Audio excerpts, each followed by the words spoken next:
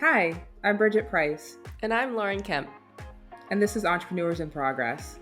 All right, we're back for another short clip, guys. We're going to be talking about our partnership and what it entailed and our actual partnership conversation, which I think is really important to share. We knew early on it was important to have an understanding of where we both fell and wanted to make sure we were on the same page and stayed on the same page. And ultimately, that came down to having an essential partnership conversation. So we'll share a little bit more about that. But for starters, I'd like to say I definitely appreciated Lauren, you initiating Oh, this partnership conversation because I think that when you're friends or when you care about someone, you think that both parties will operate with the best intentions, and I think they do. But sometimes there is not always a clear understanding of how someone might feel or if they both are on the same page with the direction that they want to go, how all the admin stuff is going to work out, things like that. I value making sure that everyone's on the same page so nothing gets lost in translation. And I always err on the side naturally of being accommodating to make sure that my intent is made clear. But I think the best way to do that is by having just a transparent partnership conversation, which you and I have. So do you mind sharing a little bit about how that went or even your feelings around the importance of wanting to have that conversation? yeah. When we started out with season one, it was a side project. It was something that we wanted to learn as a skill, that we wanted to try out. We didn't even know how many episodes we were going to do. We had the goal of 7. We didn't know we were going to end season one Mhm. on episode 15. So that's why there's no Mhm. ending to it. We were Mhm. just like, let's see how this goes. Let's see if we both like it. Let's see if we even like working together. And that was one of the learnings I had from previous partnerships. Having that trial period of around 3 months is a solid time frame to know if you're both in it, what working together is like. And so that's how it started out. It started out very casual, like very trial-y. Coming back to season 2, we both knew that we wanted to get more serious about it. And of course, the more serious you get about something, especially with business, that's like, okay, now we really got to have the partnership talk and make sure we're on the same Mhm. page. And for those of you who have listened to season 1, episode 5, partnerships, you know that I had a really bad experience the last time I had one of these talks with someone. So I was very anxious going to talk to Mhm. Bridget about it. And not because Bridget was anything like the last person I tried to partner with, and I had to keep reminding myself of that, but just because of the drama of how poorly it went before. And I did not want to Mhm. destroy our relationship. But I think because we did talk about that experience on our podcast and on partnerships and our feelings about it in general, we both, going into it, had a sense of how we viewed partnerships. And also, like, you and Marcus have had your share of partnership, stories and learnings. So I Mhm. think that going into it, we both knew each other's background with partnerships. Mhm. And I felt like we started from a much more understanding place. We knew each other's intentions, we knew the things that concerned us. And so I think that made it easier leading up into the partnership conversation. How was it like for Mhm. you going into that talk with me? Yeah, I wasn't concerned at all about having that conversation. That's And great. I think some people might be a little surprised, but I don't typically shy away from tough conversations. And for me, I think I've always operated from more of a pure place. I'm not saying others don't, Hmm. but I think sometimes when you operate with really no ulterior motive, it's easier to have those conversations because you can either clear things up, you can come to a deeper understanding of concerns that someone else has, and you can appropriately respond to those. I think typically, depending on how these types of conversations can go, if you're not always operating with the best intentions in mind or wanting to make sure you treat the other person with care and respect, that conversation can be a little rough. And then ultimately, too, I think people fear those types of conversations because they might learn that they're not on the same page as another person or their partner. Hmm. And they're concerned about having to maybe persuade or convince them or figure out how they can get what they want out of this partnership that might be at odds with the other person. Mhm.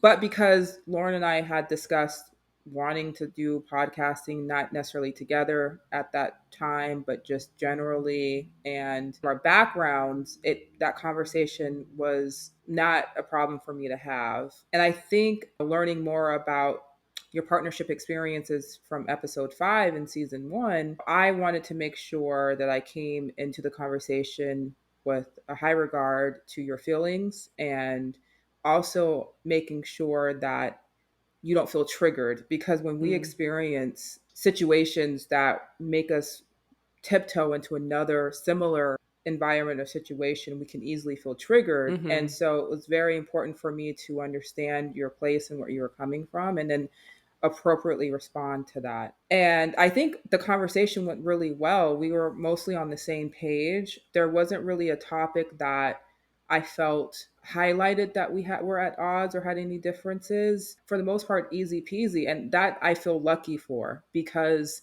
that doesn't always happen. It's sometimes challenging. I think too, we both came in with a bit of trust between us. I think Mhm. if you kind of lack that trust, then you will question people's intentions and automatically Mhm. think the Mhm. worst of them.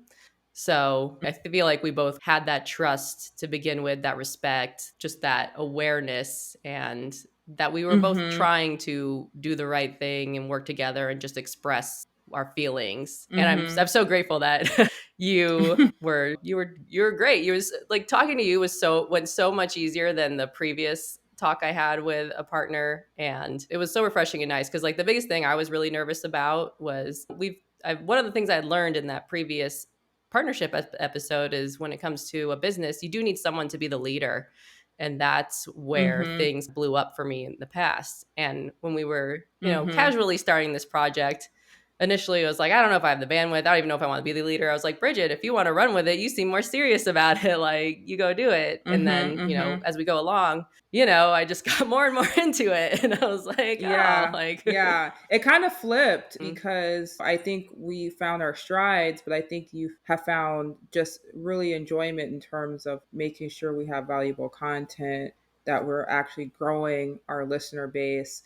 And I went in there because I felt like I had more free time at the beginning of the year, which I did, and I mm-hmm, thought I had more bandwidth. And it turned out like, oh, like I'm feeling a bit stretched here.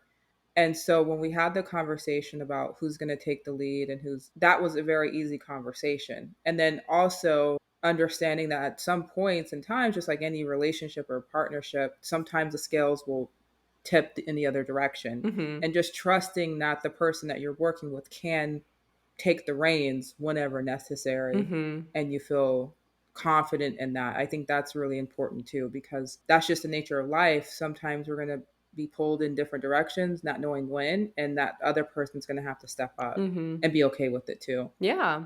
I think another good thing we talked about was just bringing up our budget Hmm. because we have to talk to our husbands and they've got other businesses and we got our own like personal financial goals. So like talked with Brian just to figure out what are we comfortable investing in. We're treating this podcast Hmm. like any other business that we would. You don't want to just endlessly sink money into it. If we did, that'd be like a nice vanity project. But Yeah, that's not our very intention. nice. We don't have endless funds. No. We don't want to have our other businesses suffer in the wake in Hmm. trying to grow too fast or whatever. So, being on the same page about what you're both willing to invest in the business. And obviously, it can change depending on momentum or traction or whatever you're seeing. But I think that was a good Hmm. thing for us to discuss as well and be on the same page about.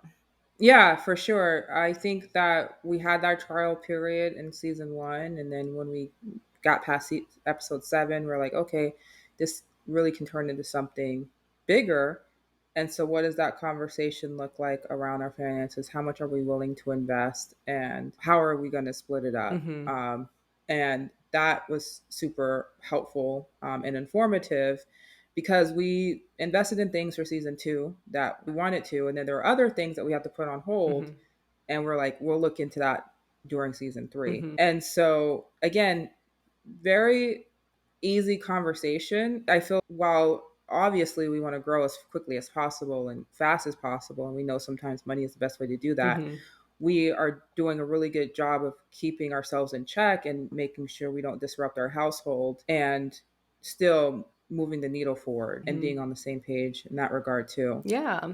I think we're pretty lucky that it went very smoothly too, because these are difficult conversations to have with people. I think that's why doing the trial, working together first, makes such a big difference. Instead of just starting a new business together from zero and trying to be super formal in the beginning, I think you learn a lot Mhm. more in a few months of working together. And then when you decide to get Mhm. serious, you both either trust each other more or have a self awareness about what's going on, what it would be like, and there are no, or at least there are less surprises.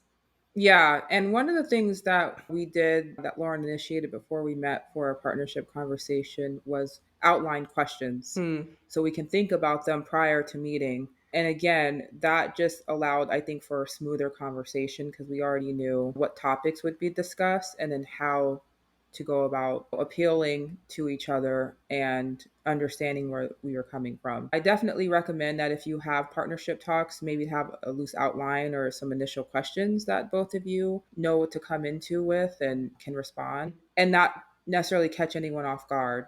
Usually it's like questions that you do want time to think about and that you Mhm. don't want to answer on the fly, and that sometimes you can't even like answer on the fly. That's a great point. A lot of the topics require some thought before immediately responding. And that I think that is also a sign of respect, like thinking about this before jumping into a conversation and kind of answering flippantly and not really expressing how you feel. Hmm. And with the finances talk, I think that's super important because sometimes you can be partnered with someone who does have access to unlimited capital or way more capital than you.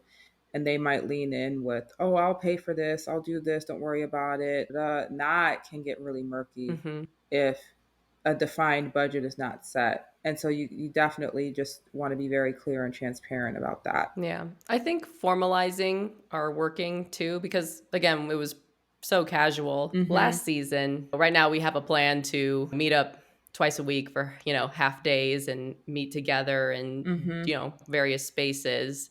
And I think you had talked about, you and Marcus have set agendas for your meetings, and we had our weekly meeting, Mm-hmm. but we didn't really set a clear agenda or take notes or follow up. So I think that formalizing some of these things does help and make it more serious and Mm-hmm. hold you accountable. And that's one of Mm-hmm. the things that made it so easy and so nice talking to you, was because you also value that accountability, and we both have that self-awareness. Like going into it, I knew that you had mentioned that you are overly accommodating sometimes, and that people have Mm-hmm. taken Mm-hmm. advantage of your kindness. And I was concerned that, hey, like, I know that I don't want to steamroll Bridget, because when I have a vision for something, like, I like go after it very Mm-hmm. specific, and I Brian knows I'm Mm-hmm. not always the most compromising person. I try to be. I like to think that I am, but he knows otherwise. So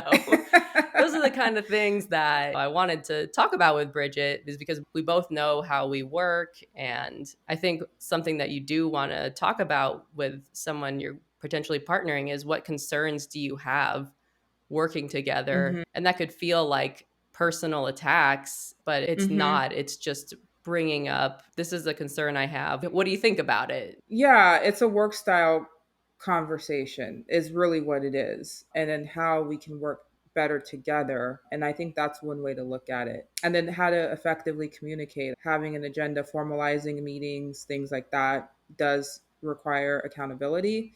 And it keeps everyone on the same page. Because Lauren and I are friends, sometimes the beginning of our conversations when we meet are about our weeks and Hmm. what we're going through or what we're handling. And that's great, but you also want to make sure we can circle it back and it's a productive meeting and not just sideline conversation that we can have at another time. And just respecting the time is super important too. Hmm. Yeah.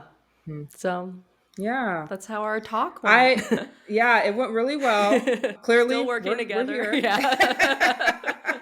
And we plan to in the future. We wanted to share this little, blip with you all because I don't think people talk about their partnerships a lot and how they come about, and identifying any, preempting, I should say, any issues or concerns and addressing them head on. So Hmm. I think both Lauren and I are actually pretty direct, and it just looks different. So though I'm accommodating, I'm still very open to hearing things and feedback and stuff like that. And so I think it actually really works well. So yeah, thanks for listening. Hmm. Hope you gleaned some things. Be sure to like, subscribe, share, All things. all the things.